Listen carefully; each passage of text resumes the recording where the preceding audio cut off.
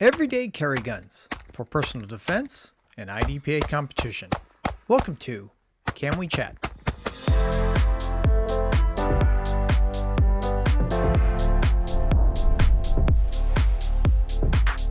This podcast has been made possible by our sponsor, Carlson Mechanical, where your imagination comes to reality. What's going on? My name is Paul G., Chief Safety Officer for the IDPA. This channel will help you clarify IDPA rules, shooting techniques, and inform you of the newest gear and what's going on in the shooting community. If you're new here, consider subscribing. Please welcome back the Viking. Good morning, brother. How are you? How's things going? Nice and chill now. Oh man, always great. So the weather didn't cooperate for the past 10 days, I would have to say. Oh, it was definitely a new kind of heat. It's something we didn't expect throughout the summer. Finally it came, and hopefully it's went. So yeah. So in Chino Hills, they hit record heat, right? So yeah. 110 the day that we were supposed to shoot. Thank goodness Leaf that canceled would have that for been us. miserable. I mean, it probably would have been a self-cancellation because a lot of people probably would have looked at that number and went, no way, not happening. Yeah, I mean at 110 degrees with that humidity, you're running around and your body working. I mean, it doesn't puts matter. a toll on you enough, even if it's 80 degrees. Yeah, but you add that kind of heat to the mix. That gets dangerous. Yeah, very absolutely. dangerous, really quick. Doesn't take much at all. So what is going on? How you doing, man? Doing really well. What's new? What have you been doing since we're not shooting? Just looking sexy and trying This is true. This is true. You've been fishing, right? Been fishing. Went out 2 weeks ago. Got a 180-pound bluefin. Hooked up another one. Lost one at the boat. Oh no! Going next Thursday. So hopefully a little chance at redemption. So the fish is biting there. Fish are really, really biting. And then we got a second trip in September on the 28th. So it should be a fairly busy month. And then leading right back into Vegas for the Vegas match. So okay, so that very busy. Yeah, that's coming up. And so we wanted to touch up and do some corrections on the yes, rifle, we did. Right? So the velocities were correct. Velocities were correct. We just kind of jumped into looked at some of the old rule books. So I had my power factor cheat sheet. Right. That was some old information, thinking that we're still good, being that we change divisions and classifications so often that we just completely overlooked it, and we're like, CCP power factor 125. Which we apologize for that. So luckily some of the subscribers chimed in and were like, hey, by the way, you might want to check your rule book again. We're like, wait, hold on, what? Yes. So CCP is actually a power factor of 105, right? Yeah. So when we were talking and we got off on ESP, which is the 5-inch long barrels, 5-inch and I was SSP, going by same those power numbers. factor, But CCP, I prefer somewhere around about 112, 114. Yeah, which is right where we're at with that ammo. Right? I mean, I am assuming my ammos that I load, which is one more thing we need to test before, which I'm assuming at some point we're going to be doing a little bit more testing and some of the equipment and ammo and all that we actually use for competitions. So, but we wanted to make sure that was clarified and on our part. So yeah, and thank you for everybody that chimed in and set us straight and set us forward. We always try to give the best information we can out there, and sometimes certain things are overlooked, and hopefully we'll be actually changing divisions pretty soon with some challenges and all that. So. Right. But we're definitely doing CCP now. Yes. So we have the two guns that we're going to be using. I'm stepping up from a HK 2000 SK to just a 2000 P2000, and you are shooting the macro now. I'm shooting the XG Legion, which is basically the macro, the SIG P365. So rather than the bug is just a standard 365. Yeah. It's macro size, macro everything. It just has the Legion designation straight from SIG. It's a factory SIG option. Beautiful. So let's break that stuff down, and Viking's going to show you exactly how to do that. Stay tuned. All right, so here we are today. We're going to do a quick down and dirty breakdown of the two guns that me and Paul will be shooting in Las Vegas for the Silver State Championship. We have the SIG P365 AXG Legion and the HK P2000 SK, or actually the P2000, my bad. So we're going to do a quick breakdown and actually test it in the box, so that way we could actually make sure our equipment is good and ready before we actually leave and in transit to the match itself. So a quick breakdown on the P365 breaks down like all the other SIGs. Lock your slide back to the rear, take your takedown lever down, hit your slide release, slide comes off, depress your safety spring or guide rod spring, barrel, and slide. For the HK, we're going to lock slide back to the rear. You have a little notch right in through here, align that, push a little takedown lever through, and slides forward, guide rod out, barrel comes out. So two main differences between the two are we have a 3.1 inch barrel versus a 3.7 inch barrel. It's going to still fit in the CCP division. We actually have striker fire versus double single. So we're going to put these guns quickly back together, test in our test box with the magazines in to make sure that we are within CCP rules. So the HK, we're going to just drop the barrel in, guide rod in, slide the slide right back onto the frame, align up your notch through here, drop this guy right back in, and we are good to go. Same thing with a SIG, drop the barrel in, drop the guide rod in, slide it back onto the frame, lock slide back to the rear, safety lever up, we are good to go.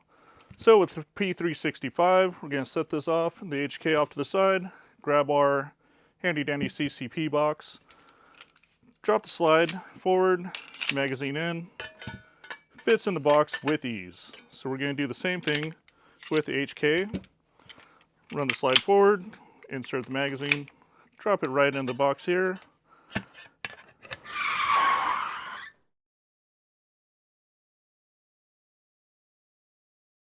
So, as you can see from the video, we did have a slight oopsie. So, obviously, the HK with a little base pad here does not quite fit in the box. This is the prime reason why you check your equipment before you go to a sanctioned match. So, what are the fixes for these? Cut down your base pad, shave it down, make sure it fits. So for something of this nature, insert your magazine with the shaved down base pad. Now your P2000 fits with ease. So that, ladies and gentlemen, is a quick, simple fix of how you end up making your equipment and a final check before you actually leave to a sanctioned match. Okay. How embarrassing. A little bit. You know, how long have you had those test boxes? Well, actually, I just got those. Those are brand new. Those are Brand new, custom a couple made. months ago? Yeah, absolutely. And I wow. mean, they are beautiful. You know, every once in a while you should probably open them up, check them out, you know, maybe check a gun or two. Right. And I just, I mean, I threw them in the box before, and yeah, I just forgot the mag to put on there. And with the HK, they have the extra material at the bottom, and which doesn't work out very well, which is a simple fix. Which Yeah, I mean, you pointed out. Great option from the factory, but sometimes, you know, you need a little bit of modification to your actually, you know, competition stuff. Absolutely. So rules are what separate us from the animals. Little John Wick quote. Always check your gear. Always check your gear, right? And I got to take my own advice, and I should have done that. But thank you very much for catching that for me. I'll definitely fix that, and we'll get back to work. But I'm just starting to get used to it. You just adjusted my front sight, which I did. Was night and day. So now I'm punching holes exactly where I'm looking at. Right? It's actually surprising when you actually hit where you want to hit, right? It's remarkable. I was getting to the point of frustration, right? And I'm saying like, oh my God, why am I even doing this stuff? And there is nothing more frustrating than you know, knowing that you're doing what you need to do. Yeah. But you're not getting the results that you have to because you need an adjustment. Absolutely. And that brings up a good point. You know, a lot of people kind of look at us and we think we're crazy, which we are. Absolutely. Yeah, certifiably 5150. But they're saying you guys got like ADD of, you know, guns, right? You can't stick to one. Squirrel. What?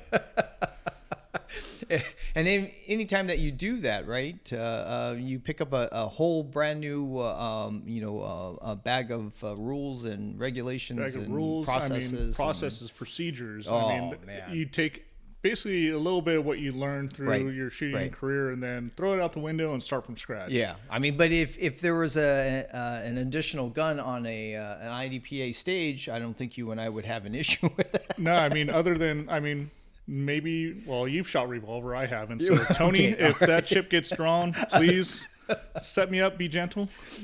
So the CCP class is 105 power factor.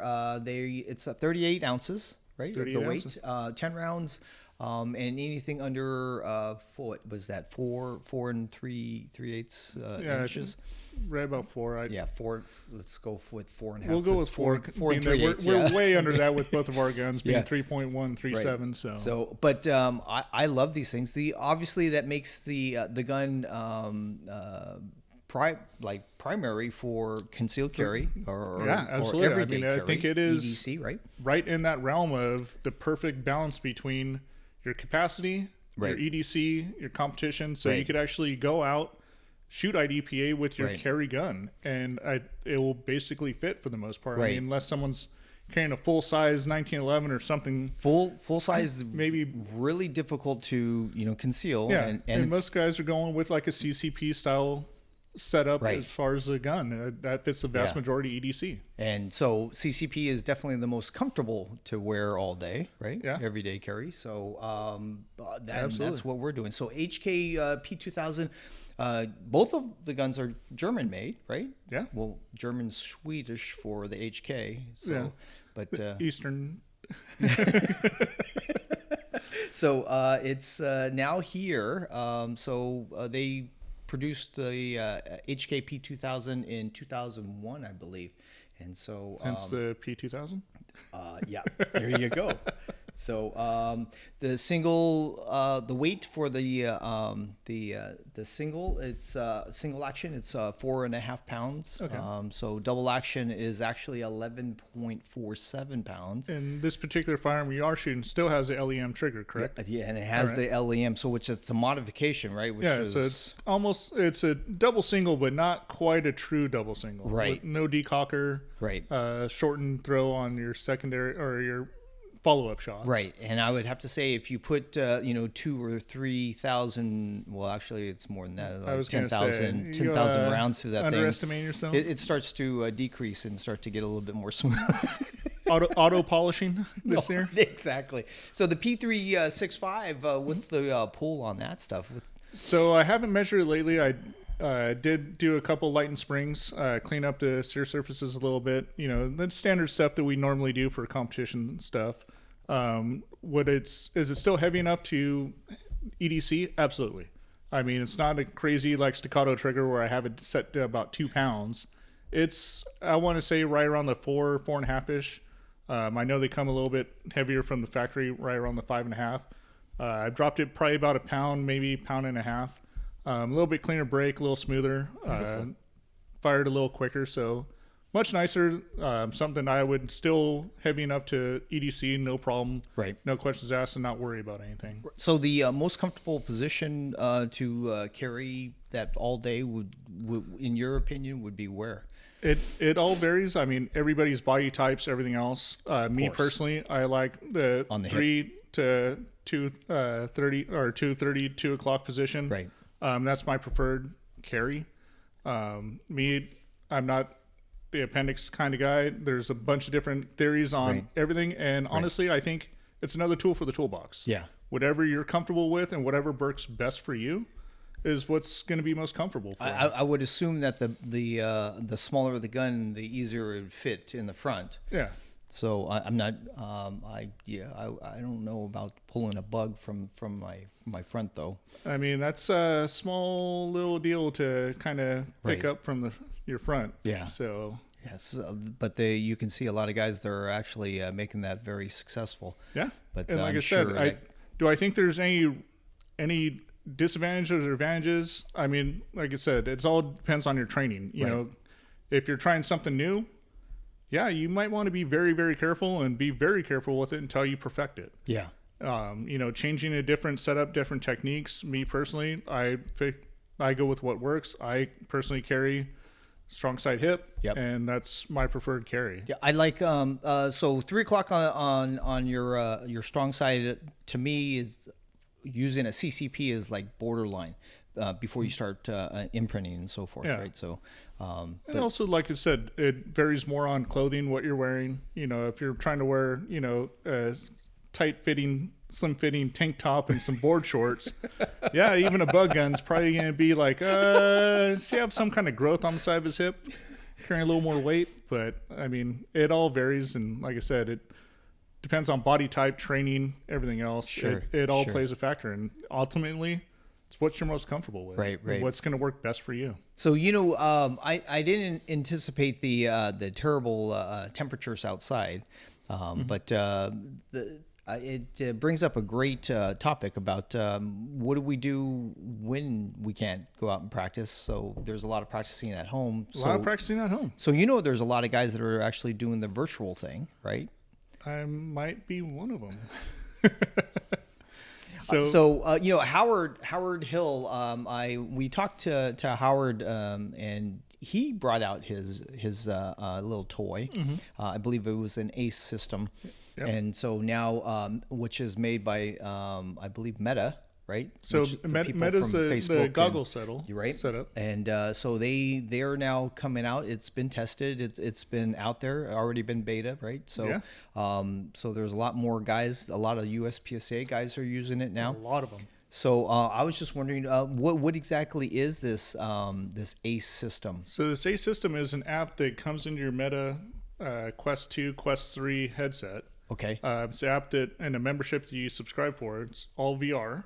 They have a lot of stages for USPSA. I know they had some Carry Optics deals. I personally went out and bought one after a buddy of mine sent me a link to this setup. Right. I was like, all right, take my money. Let's make this happen. Did a little research on it and ended up buying one of the headsets. Ordered one of the actual controller guns, so it's set up like a Staccato or a 320. Right. It actually ships in today, so maybe by the time I get home, it actually might be there. So we'll do a little product review. For now, I was able to use the standard controllers that the headset comes with and kind of play around. It's very weird grip angle, and it's not very intuitive for a gun, but for side alignment, side pitcher, trigger press, transitions, phenomenal. Like I'm already hooked on this, and I've only had it for a couple days. So you're just utilizing it just to get your sights on target? For right now, yes. Like I said, I once I get the actual controller that fits like a Staccato, which is one of the guns I personally shoot as well, I think it'd be a little bit more intuitive because, you have this tiny little smaller than bug gun controller that's supposed to fit in your hand, and the trigger's way up here, and you're kind of doing one of these. It's odd. Yeah. But to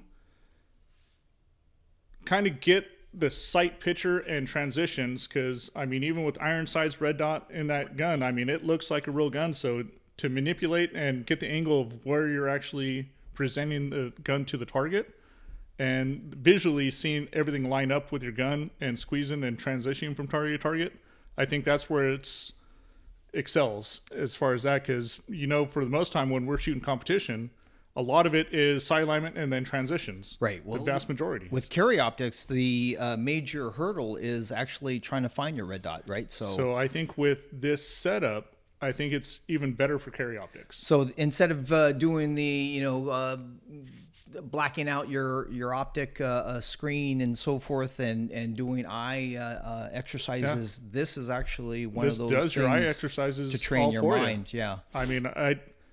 I don't personally shoot Carry Optics yet. I know eventually it's going to be a challenge coin, and it's going to happen. It's inevitable. But in this VR setup, I actually put a dot on one of the guns, and I was shocked on how much faster. Like, I kind of went through some times, and even though I shot the stage iron sight, and I kept going and going and going, I found my best time, but I found my average on Carry Optics was actually faster than my best time with the iron sights on this simulation. On the simulation. It's not like we're shooting real bullets and everything else. You don't have the recoil. So for a simulator, which basically pilots flying airline pilots now are all simulation driven for the most part, and then they're doing everything. Everything. So I think this is a very entry level, even though it's been out for a little bit. They're perfecting a little bit more. I think it's going to be something that you could actually do and be a viable solution to practicing. So how did it go from a video game to what it is now? if you think about it with any simulation, you have racing simulators like the NASCAR guys, F1 guys. They're learning the tracks. They're learning all these. So they know, all right, if I'm at this speed, I need to start braking here. Right. Every aspect of, the high-end F1 guys, NASCAR, our commercial airline pilots, all these guys are all using simulators now. In the medical field, that was actually a way to train. We were doing code calls, right? So they came up and things just went crazy, and so they were asking questions. What do you do? This and like for cardiac arrest and stuff like that, and we went through the same stuff.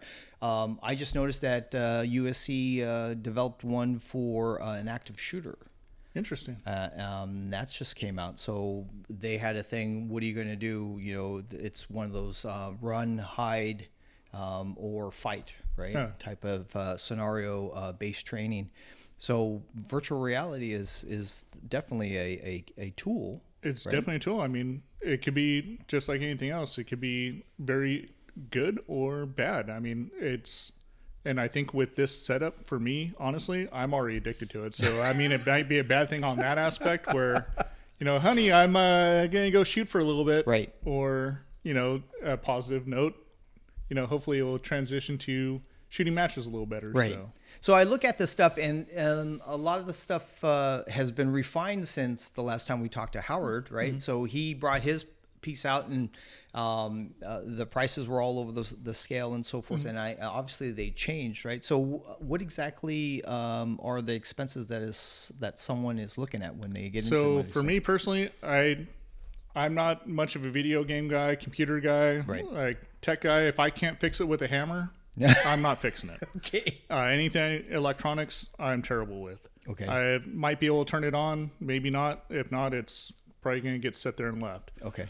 So me personally, not getting into many electronics or not knowing much about that kind of stuff, I dove headfirst and went, all right, you know what? Let's find a little bit older used setup.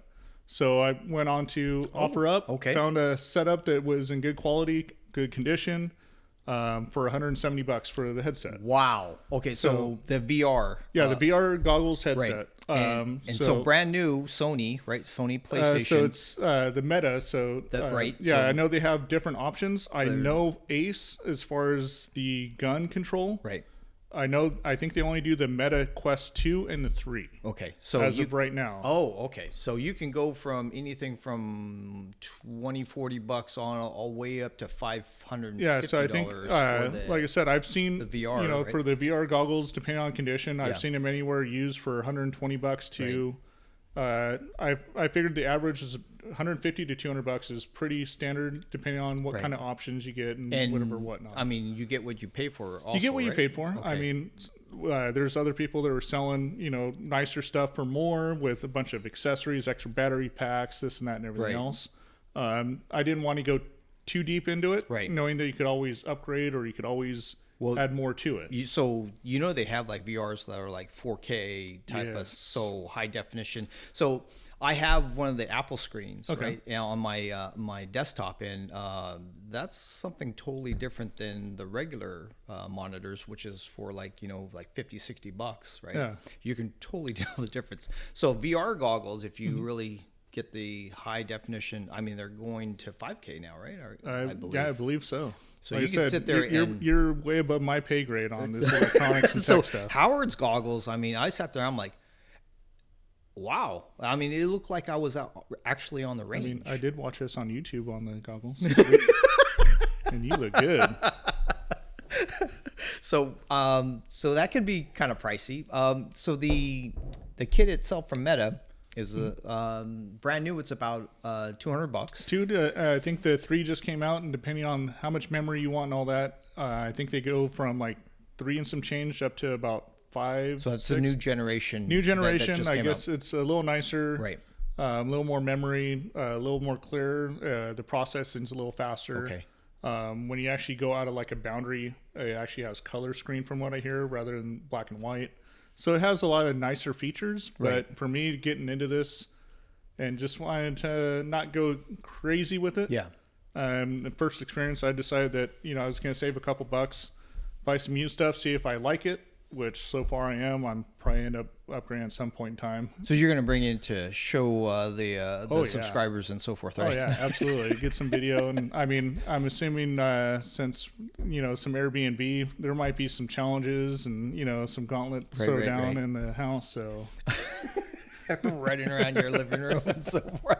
How great is that going to be? So you have to sign up for a subscription, an app itself, yes. right? So then, which is on Apple and so forth. So right? what I did was actually went and even on my phone and just signed up for the subscription. Right. And you could do monthly or pay for the year. I think it's like $14 monthly or like $12 for a year if you pay a year in advance. Okay. For me, they had a coupon through Labor Day that was kind of extended.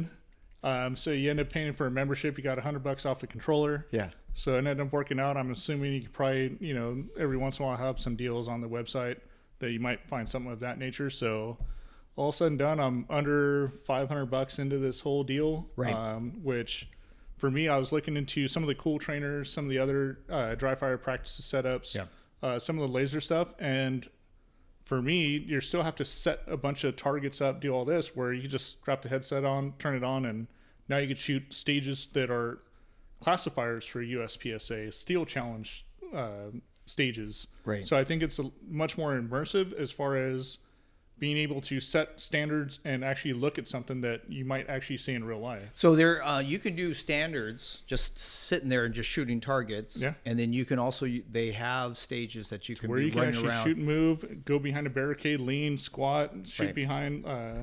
I mean, it's almost endless. As long as you don't have tables or yeah. Or so walls. You can set up boundaries. Okay. So for me personally, as of right this minute, I'm not too comfortable with running around with being blind. So I've been kind of putting stationary boundaries to where, you kind of move a little bit. So shooting back behind barricades, obviously you have the barricade there. So you're having the goggles and actually having to lean into something and shoot from both sides.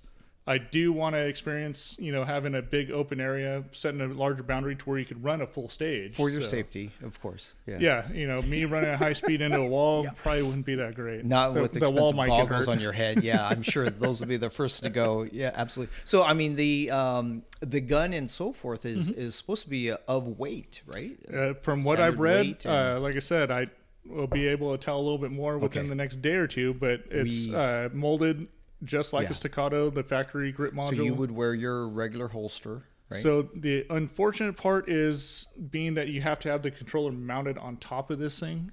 So you might have to either modify holsters. Okay. One thing I have read and seen, doing a little bit more research, is with the newer Meta 3, they don't have as big of a ring on the controller itself. Okay. So it's more holster compatible.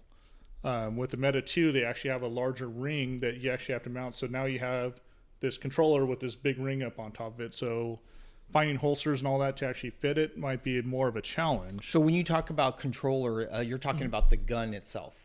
So you actually have, on VR, you have two little controllers that are handheld deals. Okay. Well, Ace has an adapter to put that controller on top of a Staccato style frame. Okay. So then you're using actual gun rather than this small little controller with this big halo. Right. You don't want to be doing. Right. Yeah, so it's a little bit more of a real feel of a firearm. Right. So they actually have mag releases. Mag releases. So you gotta actually. So you basically with the controller you hit a mag change, and instead of grabbing an actual mag or anything like that, you basically just slap the bottom of the gun. So you just this part. Yep. Okay. So you're basically to practice you could do one of these and cheat, but if you wanted to get a little bit more, you got to touch of a real aspect. You could actually do that. So that makes more sense. I mean, is it going to affect your time? So if you want to game it, but someone that wants to get it to its full potential, at least simulate grabbing something. The other way of doing it is you could actually set, if you know for a fact that you could do a mag change in a second, right? You could actually hit the button and it will actually allow you within a second to actually do it. So even if you do one of these, it will actually time to where you could actually have a setup to where, all right, I know for a fact I nail reloads out a second. Yeah. You could set that to that given time. So you do shoot to, reload, shoot to type of drills. Oh, that's fascinating. Yeah. Fascinating. Well, we look forward. And I haven't even scratched the surface on it. I'm still new. I'm still I see how finding excited going, you are. Whoa. Well, we look forward to seeing that. Definitely. I think that's a great find. Thank you for finding that for us. I can't take credit.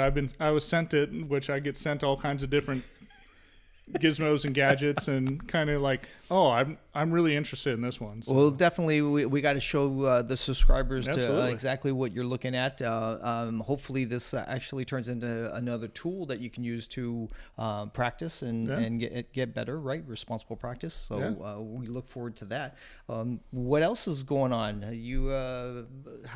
You set for Vegas or what? I mean, as soon as you can be. I mean, you know how we are. We just kind of wing it, make sure. I mean, we're just checking gear right now, and we're 2 weeks out. We got to start doing that. So Megan's actually well on her way trying to find us a place to stay. The VR, V and B, right there you go. A, B, C, D, E, F, G. Yeah, we're trying to find a house that we can just all stay in. So that should be all epic, right? Oh, I think it's going to be an absolute great time. And we got the team barbecue coming up and as well. And the team barbecue, so we're going to screw around with that stuff. So if you guys are out in Vegas, they're having their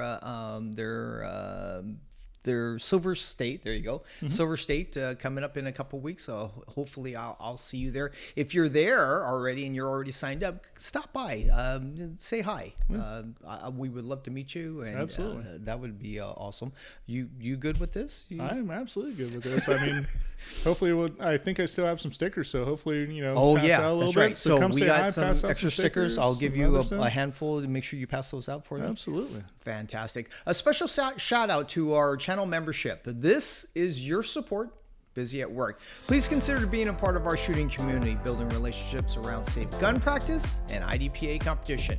My name is Paul G, and this is Anthony the Viking Vegas. Please be safe, and we shall see you on the range. Like, share, subscribe. Why you always mess with my caffeine? Yeah, okay, that's why you mess with my caffeine. Because you have too much. You have this. It's like either you're doing one of these and you're just like, or you're